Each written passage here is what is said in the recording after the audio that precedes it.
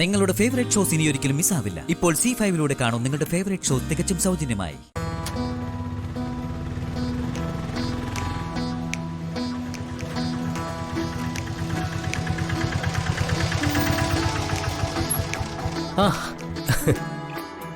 എവിടെ എവിടെ എവിടെ എനിക്കുള്ളത് എന്താ നോക്കട്ടെ. ചന്ദ്രേട്ടൻ എവിടെ? അച്ഛൻ ജംഗ്ഷനിലൊന്ന് ഇറങ്ങി. എന്തോ സീർട്ടോ മറ്റോ വാങ്ങാനാണ് തോന്നുന്നു. ഇപ്പൊ വരും. നീ എന്താ പുറത്തേക്ക് എവിടെ പോവാണെന്ന് തോന്നുന്നു? ആണോ? ഇതെന്താ കയ്യില് സാധനങ്ങളൊക്കെ? അതമ്മേ, ഞാനൊരു 1 മണിക്കൂറിനുള്ളിൽ തിരിച്ചു വരും. ഇന്നേ നമ്മുടെ അച്ചോട്ടന്റെ ബർത്ത്ഡേ. അവന് ഈ ഗിഫ്റ്റ് ഒന്ന് കൊടുക്കണം, പിന്നെ അവരുടെ കൂടെ ഒന്ന് കേക്ക് ഒന്ന് കട്ട് ചെയ്യണം. അത്രേ ഉള്ളൂ. ആരാ മോനെ അച്ചൂട്ടൻ? അയ്യോ, അതമ്മയ്ക്ക് അറിയില്ലല്ലേ. നമ്മുടെ ഇവന്റുകൾക്ക് ഫുഡ് സപ്ലൈ ചെയ്യുന്ന അഞ്ജലി ഇല്ലേ, ആ അഞ്ജലിയുടെ മോൻ അച്ചു. ഞങ്ങൾ തമ്മില് ഉഗ്രൻ കമ്പനിയാ. ഞാനേ പോയിട്ട് ഉടൻ മടങ്ങി വരും. അമ്മ കയറിയിരിക്കെ.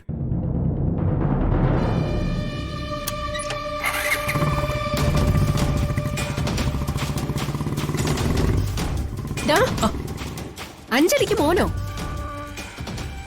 അപ്പൊ നിങ്ങളെല്ലാം കൂടി എന്റെ കൃഷ്ണനെ കണ്ടുവച്ചിരിക്കുന്നത് ഒരു 2ാം കെട്ടുകാരിയാ? അയ്യോ അമ്മേ, അങ്ങനെയല്ല. ആ അഞ്ജലി ചേച്ചിക്ക് ഒരു മൂത്ത ചേച്ചി ഉണ്ടായിരുന്നു. അവര് പ്രസവത്തിലോ മറ്റോ മരിച്ചുപോയി. ആ മരിച്ചുപോയ ചേച്ചിയുടെ മകനാണ് ഈ അച്ചൂട്ടൻ. അന്ന് മുതൽ അവനെ വളർത്തുന്നത് ഈ അഞ്ജലിയാണ്. സ്വന്തം അമ്മ മരിച്ചുപോയ കാര്യം അച്ചൂട്ടൻ അറിയില്ല. അതറിയിക്കാതെയാണ് അഞ്ജലി അവനെ വളർത്തിക്കൊണ്ടുവരുന്നത്. എന്റെ തൃപ്പങ്കോട്ട് മഹാദേവ, അഞ്ജലിക്കൊരു മോനെന്ന് കേട്ടപ്പോ ഞാൻ ആദ്യം അങ്ങ് ഞെട്ടിപ്പോയി. ഏതായാലും ഇത്തവണ തിരിച്ചു പോണേന് മുമ്പെങ്കിലും എനിക്ക് ആ കുട്ടിയെന്ന് കാണണം. നടക്കൂലല്ലേ? അമ്മയ്ക്ക് എപ്പോ കാണണമെങ്കിലും പറഞ്ഞോ, ഞങ്ങൾ കൊണ്ടുപോയി കാണിക്കാം. സമയം പറഞ്ഞാ മതി. പറയാം. പക്ഷേ കണ്ടാ മാത്രം പോരാ. എത്രയും വേഗം പ്രസാദിന്റെ അഞ്ജലിയുടെയും കല്യാണം നടത്തണം. അതിനുള്ള കാര്യങ്ങളാ നിങ്ങളെല്ലാം കൂടി നീക്കേണ്ടത്. ഇവരിതൊക്കെ നീക്കും, പക്ഷേ കല്യാണം ഒന്നിൽ തീരില്ല. വേറെയും 2 കൂടി നടത്തേണ്ടി വരും കൂട്ടത്തിൽ. അതെന്താ? ഇവന്മാര് വേറെ എവിടെയെങ്കിലും പോയി കൊളുത്തിട്ടുണ്ടോ? ഇവിടെ എവിടെയെങ്കിലും അല്ല, അവിടെ തന്നെയാണ്, അതേ വീട്ടിൽ. അഞ്ജലിക്ക് 2 അനിയത്തിമാരുണ്ട്. അവരുമായിട്ടാ യുവമാർക്ക് 2 പേർക്കും ഒരു ചുറ്റിക്കളി. ആണോടാ? ഈ പുഷ്പഞ്ചേട്ടൻ വെറുതെ പറയുന്നേ അമ്മ. കേട്ടോ. നടക്കട്ടെ നടക്കട്ടെ. അവർക്കൊക്കെ സമ്മതാവുമെങ്കിൽ എല്ലാം കൂടി ഒരുമിച്ച് നടത്താൻ നമുക്ക്. ആയിക്കോട്ടെ. ഏതായാലും ഒരെണ്ണം ഏറെക്കുറെ ഫിക്സ് ആണ്, ഹരിയുടേത്. മറ്റേത് അത്രക്കങ്ങ് ഫിക്സ് ആയില്ല, എന്നാലും ഒരു അരപ്പരുവെന്ന് പറയാം. സന്തോഷം. എല്ലാം ഒത്തുവന്നാ നമുക്കിതങ്ങ് നടത്താം. 4 ആണുങ്ങൾ മാത്രമുള്ള വീട് ഒരു ഐശ്വര്യം കെട്ട കാഴ്ചയാ. അവിടെ ഒരു പെണ്ണ് വന്ന് കേറിയ അല്പം ഒരു ഐശ്വര്യമായി. അതിപ്പോ 3 പെണ്ണുങ്ങൾ വലതുകാല് വെച്ച് വന്ന് കേറിയ അവിടെ ഐശ്വര്യം മാത്രല്ലേ ഉണ്ടാവൂ. ഹോ എന്റെ മഹാദേവ, എല്ലാം ഉടനെ തന്നെ നടക്കണേ.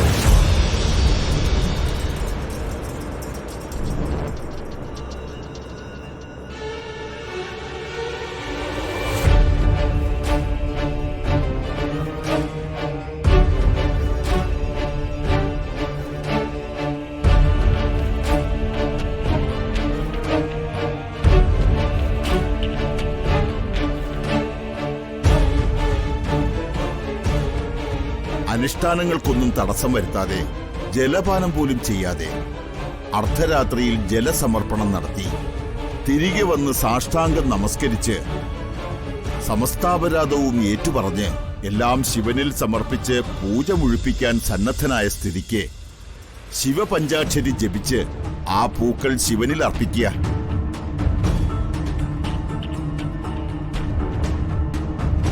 ഓം നമോ നമ ശിവായ. ഓം നമോ നമ ശിവായ.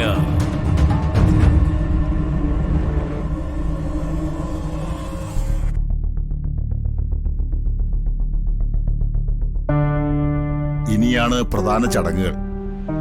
ഹോമകുണ്ഡം ജ്വലിപ്പിച്ച് നെയ്യർപ്പിച്ച് ദേവപ്രീതിക്കായി പ്രാർത്ഥിച്ച് മന്ത്രോച്ചാരണങ്ങൾക്കനുസരിച്ച് അർച്ചനയും അർപ്പണവും നടത്തി പ്രാർത്ഥിക്കണം.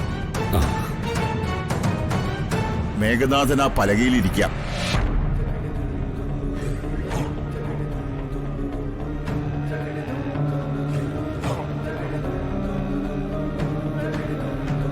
ഇനി ഈ ഹോമകുണ്ഡം ജ്വലിപ്പിക്കാം.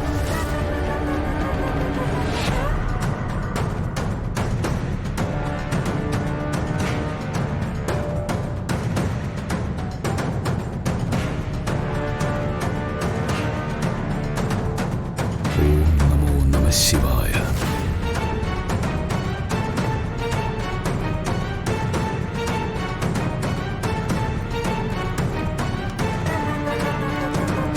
ഓം നമ ശിവായ. ഓം നമ ശിവായ. ഓം നമ ശിവായ.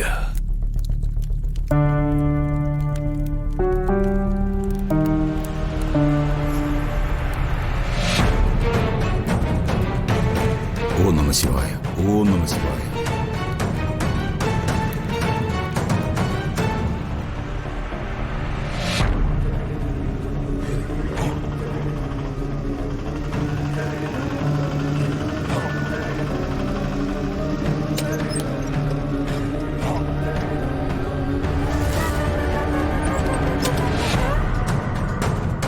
ദാ, വാ.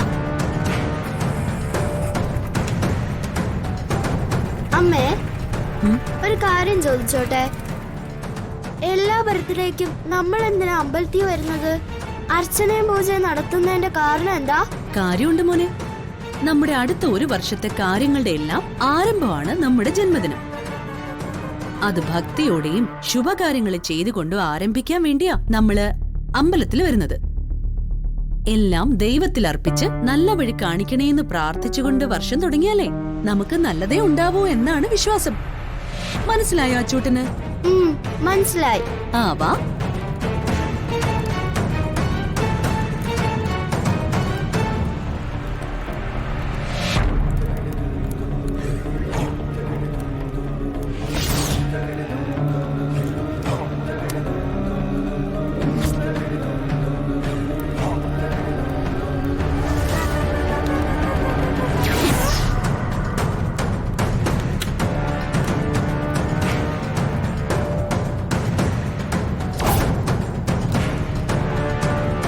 ഡൗൺലോഡ് ചെയ്യൂ C5 ആപ്പ്. കാണൂ എല്ലാ എപ്പിസോഡുകളും സൗജന്യമായി.